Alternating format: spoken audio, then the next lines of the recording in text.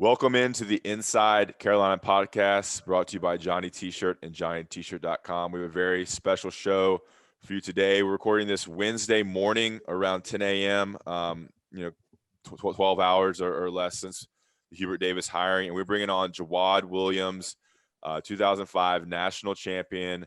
He's playing basketball in Japan right now. What time is it there, Jawad? 11:03 p.m. 11:03 p.m. And I'm Ross Martin, and this is Greg Barnes. We're going to have a free-flowing conversation all about UNC basketball, Roy Williams, and the Hubert Davis hire. I'll start it off, Jawad. Really appreciate you coming on. But when you heard the news of Roy Williams, your coach, you played for him for 2 years, news of him retiring, what went through your mind? It was shock at first. I just didn't think he was going to walk away the way he did.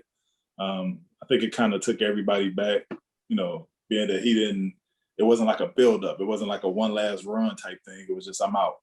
I was shocked at first. I was shocked, and that was immediately followed by who's next? That was the next question immediately.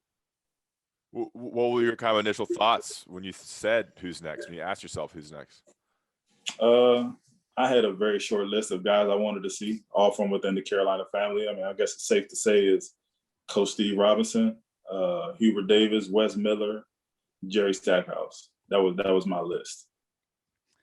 Jawad, one thing that stood out to me about Roy's retirement press conference that even as a media member, I did not necessarily like was the fact that Roy, instead of using it as an opportunity to kind of celebrate his career, he really was kind of critical of himself in terms of saying that he was no longer the right man for the job.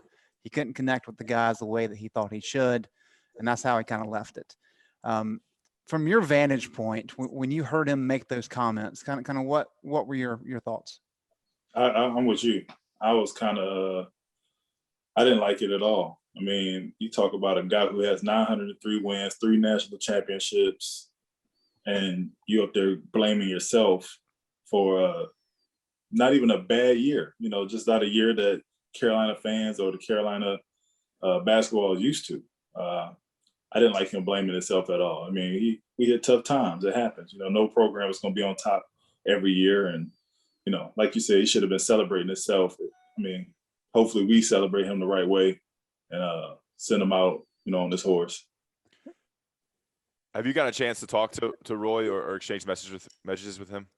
I haven't. I did text him immediately after I got the news, but I'm pretty sure he's busy. So, when I get home, I'm pretty sure we'll end up meeting up somewhere or, be able to sit down and talk. Because I do want to pick his brain and just figure out why. You know what I mean? I know he was, he had some health issues and everything.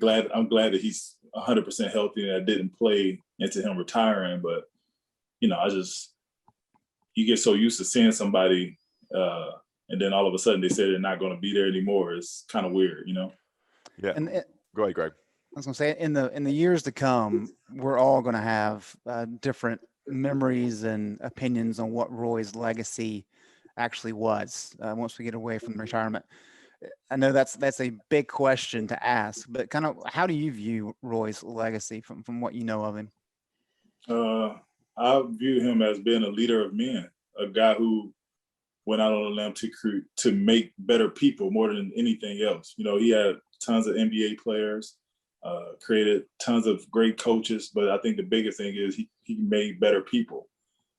Outside of what he did for us on the court, I feel like he made me a better person more than anything, and I'll always be grateful for that. What did your group chats and conversations with other members of the Carolina family look like starting Thursday to now? I mean, what are some things you can share? Who have you talked to? What's kind of the vibe with those conversations? I think I told you before, that group chat spans from years and years before me till current guys, and everybody was in disbelief, first of all. And then same way I told you, like right away, those messages went to the job has to stay within the family. And it's been that way the whole time. And then when they announced Hubert got the job, everybody was celebrating Hubert in our group chat. Yeah, so for our listeners, we had Jawad on. It was during the pandemic. You were back in Durham. It was, probably less than a year ago. I think it was me and Tommy, actually. And Jawad told us about this epic UNC family group chat that has all the former players. I think it's a WhatsApp chat, and it spans all these different generations. So that's what he's referring to there. I mean, personally, what does Roy mean to you? He's a great leader. He's a great leader. He's a guy who went out his way to make sure everybody was comfortable. He means a lot to me because, like I said, he made me a better person. And he's always had open arms for me. Being that I still live in the area, I'm in the gym 24/7. We constantly seeing each other late nights at the gym, him working and me working out. We constantly cross paths. And it was nothing for him to sit down and have a conversation with me, have a conversation with my family. And, those things mean a lot. Jawad, you mentioned that group text that spans generations. I think your situation in North Carolina, along with Melvin and Jackie's, is one of the most fascinating in Carolina history. You're going from 8-20 into a national championship, and bridging some struggles there within the program when Roy came on. Hubert mentioned at his press conference yesterday that he wanted to get guys on his staff that played for Dean, played for Coach Guthridge, and then also played for Roy. Can you speak to the Carolina family and the way that it bridges all these different periods from highs and lows to wins and losses? And that just seems like it's a very unique thing. It's not coach specific, but program specific.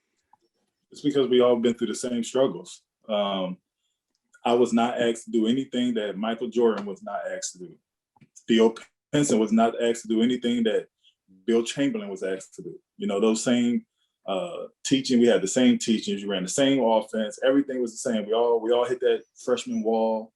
We all had to fight through some type of adversity. And each coach continued the legacy and spilled over into the players.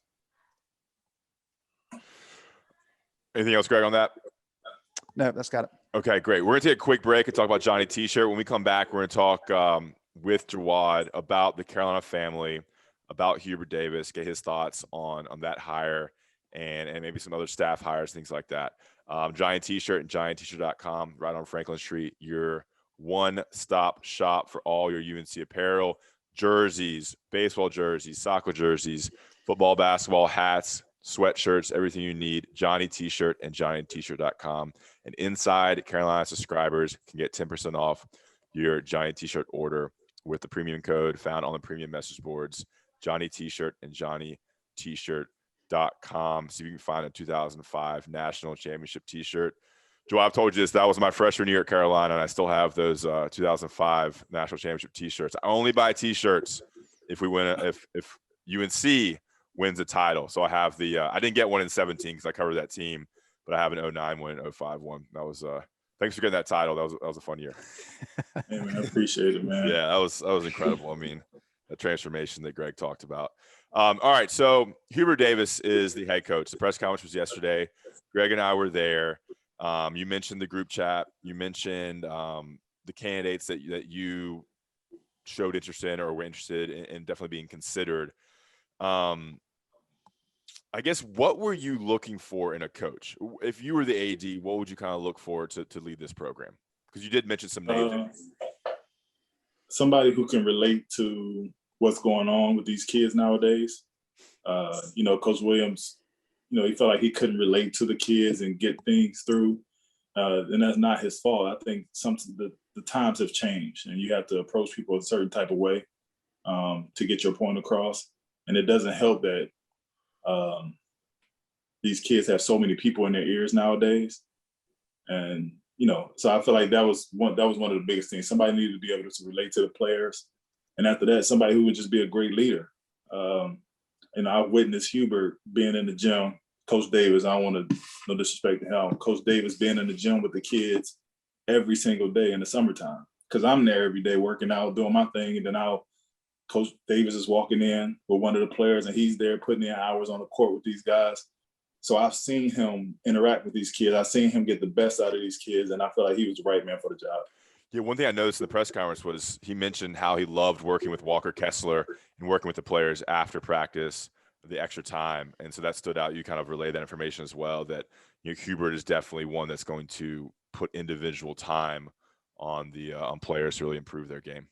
Yeah, Coach Davis. Sorry, Coach Davis put in a lot of work with those guys, and I didn't even get to meet the new guys, Ryan and Walker and those guys. I didn't get to meet them because of the pandemic.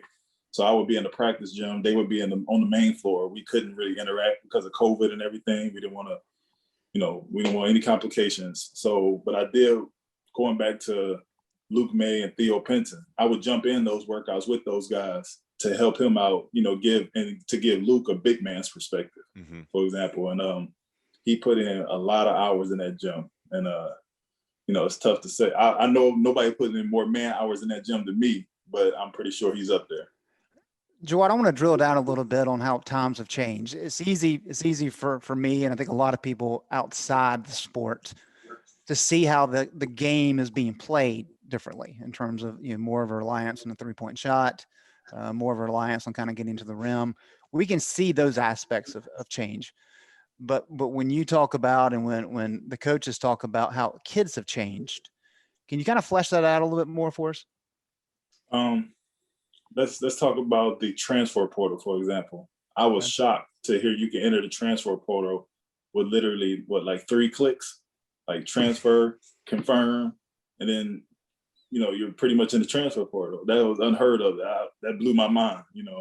I remember you had to call the school to get the transcript and all this other stuff, and it was a lot. There was a lot going on, and now it's kids are worried about their draft status and things like that. I mean, people worried about those things back in the day, but I feel like now it's even more prevalent than it was back then.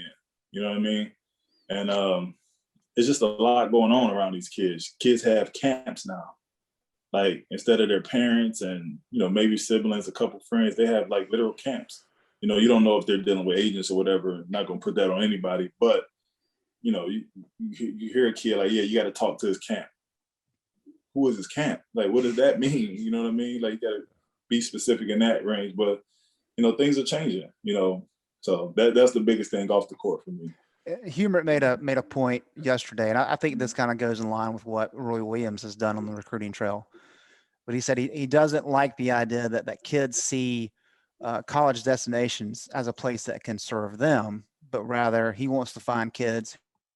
They should go somewhere and serve that place while they're there, and then move on eventually.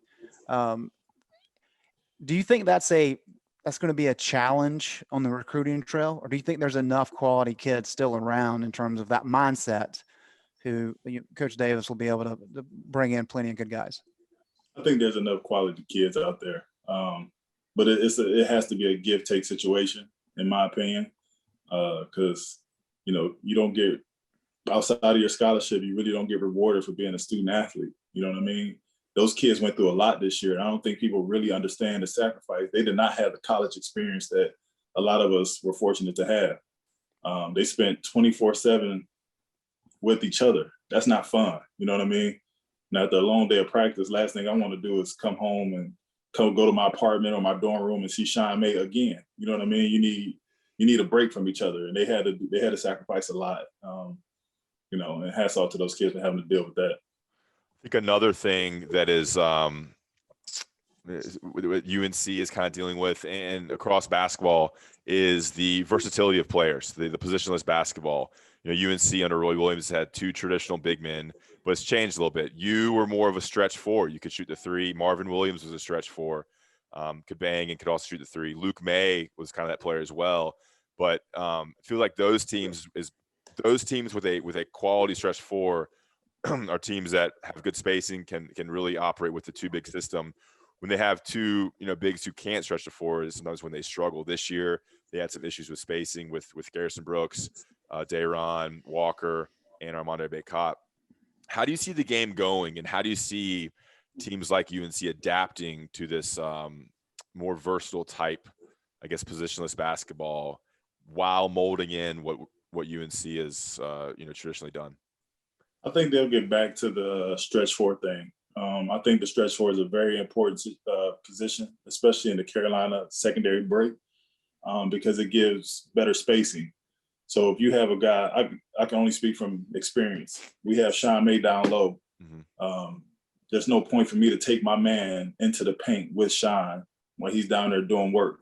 I can stand outside, stretch the floor, and if my man go help, I make him pay for it. And I think opening the floor like that does a lot for the post players. If Garrison comes back, if Armando comes back, those guys will have more room to operate inside. And I think that makes them a lot more dangerous offensively. Go ahead. No, you go ahead. No. Yeah, the traditional two bigs, it's tough to play, not only on offense, because they kill the offensive glass, which is great. Mm-hmm. But on the defensive end is where, you can kind of get exposed by another stretch forward, because big men have a tendency to play the lines, don't come out the paint, or they won't cross the three-point line. And when you're a stretch forward, which I've been my entire career, I know guys are scared to come past that line because they're vulnerable now. So either you're going to come out here and get me and I'll go around you, or you're going to stop right there and give up a three. And I think that opens up the floor for everybody and allows you to be a playmaker. Yeah, it's a great point. It's like, I guess I didn't really realize it, but UNC's best teams have been the ones with a power forward or stretch forward who could shoot the mid-range jumper and even extend it to the three line. Luke May, Ewan Marvin, even Deion Thompson had a really nice kind of 18-foot jumper. The John Henson, Tyler Zeller one was a little bit different. Those guys weren't as versatile in terms of shooters, but they're very athletic, and maybe that was the impact there. It's just interesting to kind of think of that. Greg, you have anything to add on kind of that stretch forward topic? Or yeah, I mean, I think because of the roster construction this year, I don't know if narrative is the right word or not, but it seemed like a lot of people were kind of harping on the fact that Roy Williams' system was outdated, maybe a little bit archaic. Just because of his emphasis on the inside-out approach, as well as utilizing two bigs. I think the fact that they really had three centers on the team, with Garrison being the only probably true power forward who could step outside a little bit, as well as relying on so many freshmen in the backcourt and the challenges that a freshman year represents. What's your take on that? I thought some of that was a little bit overblown. I mean, do you think Hubert Davis is going to have to take some significant strides, or it really is just a matter of maybe implementing more of a stretch forward, and that solves a lot of these conversation issues? I think Coach Williams had to deal with what he had. You know what I mean? It's not his fault. He had that many bigs. You know what I mean? Some guys, Nasir Little left early. You have some changes, and you need guys to step up. As a freshman, it's hard to come in and be effective right away in the Carolina offense. It's hard. I don't care what freshman you are, you're going to hit a wall at some point, and you got to fight through it. The stretch forward, I think that archaic word is it's a little too much. You know what I mean? Because like I said, it's a give and take with it. You had two bigs and they dominated the offensive glass. You couldn't keep them off that's probably the best offense, was shooting it up and going to get it. And that's something you have to sacrifice when you have a stretch four on the floor, because, a guy away from the basket, you got to get back on defense, all that type of stuff. But I think Coach Davis would do a great job of implementing. Me personally, I hope to see Walker Kessler come back. From what I've seen from him, I feel like he can be that stretch four guy, even though he's 7 feet tall. But being able to shoot the ball and play inside is something that I would love to see in a uniform, Carolina jersey. Did you listen to the press conference and hear that Walker Kessler comments? I didn't. I haven't had a chance to really sit down and listen to the press conference just yet. Yeah. So basically at the end, Hubert made like a plea to get Walker Kessler back. He said he wants Walker back. He's a great guy, great family, Carolina man, all this stuff. He's texted him. He was gonna call him last night. And so he really made like a public push to get Walker Kessler back. You never transferred. You don't know much about the transfer portal, but what do you think is the dynamics there? I think it's just crazy. He left. I mean, people have been kind of killing him for leaving and bashing him and his family for leaving Carolina. But it seems like there's kind of a door for him to come back. And what do you think about that? Well, I feel like, first of all, the kid should be able to do whatever he feels best for him. I mean, technically, you don't owe anybody anything. You owe it to yourself and to your family to be happy and be where you can be productive. If Walker does come back, I'm pretty sure everybody will change those same, negative tweets or whatever they did. Mm-hmm. They'll change them. It happens all the time, and they'll love him again. And, if Walker does come back, he's one of the guys in the summertime I love to get my hands on and just work with him a little bit. Love it. All right, let's get out here on this. Hubert Davis, you told me you know him. You've hung around him. You know him personally. Can you give us a little bit of a glimpse into Hubert Davis, the man, and we can go from there. Great guy. Coach Davis is a great guy. Like, there's a list of great guys, and that top two on that list has to be Marvin Williams and Hubert Davis. Those are two great guys. That he loves the University of North Carolina. He gives 100% effort. I've seen, like I said, I witnessed his workouts. I witnessed how he pushes guys. I witnessed how he encourages guys. I think he's going to be very, very successful as a head coach. Jawad, Hubert is the 19th UNC men's basketball head coach. He's the 5th in the last 60 years. And probably most importantly, he is the first Black head coach in North Carolina in the men's basketball program. What is the significance of that aspect of the hire for you, and how do you see that impact playing out within the Carolina family, but with also with Carolina basketball or college basketball in general across the country? First of all, I'm glad that UNC decided to make that change, and I think it's very forward thinking. First of all, because most of college athletes, I don't know a percentage, but a lot of them are young Black men. And some Black men need to be led by other Black men. And so I'm glad that UNC was able to make that, to see that, and put Hubert, Coach Davis, in that position. And I think moving forward, it only helps recruiting, because once again, like I said, young Black men are also looking for Black leadership as well. I think it's only going to help the university. It's going to strengthen recruiting and everything else. Do you have any concerns over his inexperience as a head coach? He has not been a head coach. Concerns? Not really. I'm more concerned with the personnel right now, because everything is so up in the air. We don't know who's going to be on the team and all that type of stuff. But as a leader, who is their head coach, I'm not really concerned about that part of it. My biggest concern is who's coming and who's going. And we've reported that Greg Barnes has reported that for his staff, for the 3 lead assistants, the names we're hearing predominantly King Rice, Jeff Lebo, and your guy Sean May.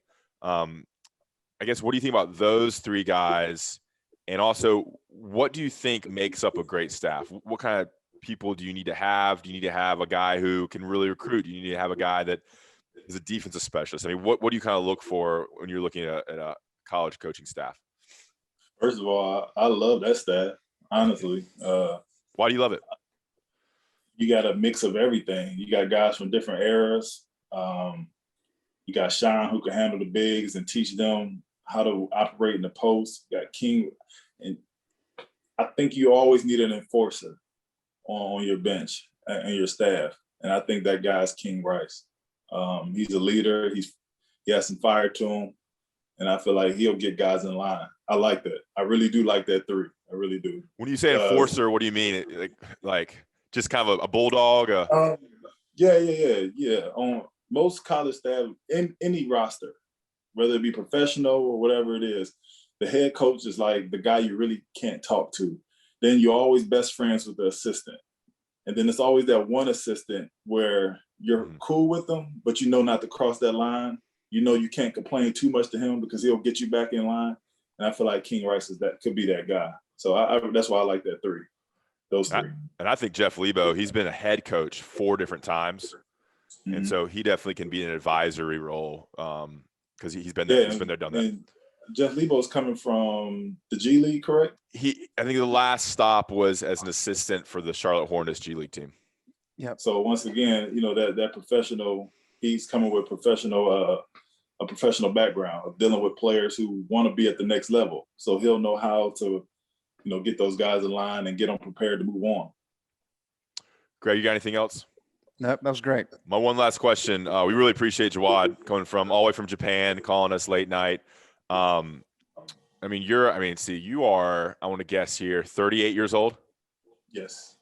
Yep. What's left for you professionally, and are you interested in getting into coaching and getting back in the game here in America? My plan has always been to play till 40. I'm on pace to do that. I can do it pretty easily at this point. But I've had a few coaching opportunities come my way. Twice they wasn't quite what I wanted, but I turned them down because, to continue my professional career. But there are a couple jobs that I would not turn down, Carolina basketball being one. But, as of right now, I'm enjoying myself as a professional athlete. I only get to do this once. Mm-hmm. And I have a very supportive wife who said, play until you can't play anymore. And, they're waiting on me to get home. And with Sean May on the staff, you definitely have an in. That's not that you would need one. Do you want to plug your books that you're selling? Oh, yeah. So I started a children's book series based on the travels of my children. The first book is Nyla Nash Take Paris. The second is Nyla Nash Take Tokyo. The third, which I'll be releasing within the next couple weeks or so, is Nyla Nash Take Istanbul. It's a 4-book series. I can't tell anybody what the fourth one will be. And then I also have a nursery rhyme book coming out for my twins because I didn't want them growing up and asking where their book was. So I'm working on getting that one finished up too. And where can we get those books? Those books are available on nylanash.com, NAILAH, and AND Nash, NASH.com, or just simply go to Amazon and search Nyla Nash or search my name and they'll pop up. All right, great, Jawad. Really appreciate it, man. No problem. Thanks for having me. Yeah, All right, thanks, guys. Jawad. Thanks for listening to the Inside Carolina podcast.